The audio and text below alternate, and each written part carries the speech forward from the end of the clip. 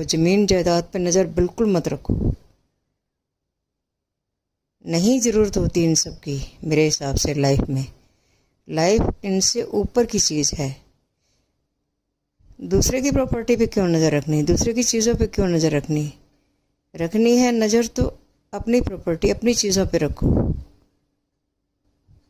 जो खुद से हम कमाए होते हैं, जो हम खुद से हमने कमाई होती है। और अगर खुद से नहीं कमाई, कम से कम दूसरों की प्रॉपर्टी पे तो बिल्कुल नज़र मत रखो।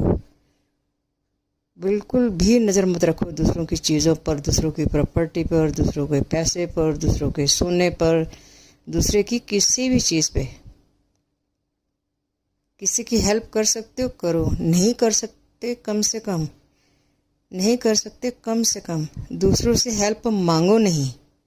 कोशिश करो, हेल्प मांगनी है तो अपने से मांगो, प्रॉपर्टी मांगनी है तो अपने से मांगो, कुछ अच्छा करना है तो अपने से उम्मीद रखो, दूसरों से नहीं।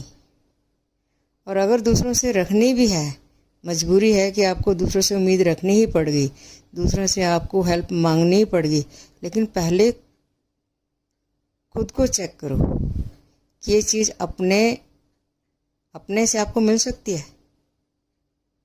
अगर बहुत कोशिश करने के बाद भी अपने से बात नहीं बनती, तब दूसरे से हेल्प मांगो। अगर आपको लगता है कि आप अपनी हेल्प नहीं कर सकते, तो तब दूसरों से मांगो हेल्प।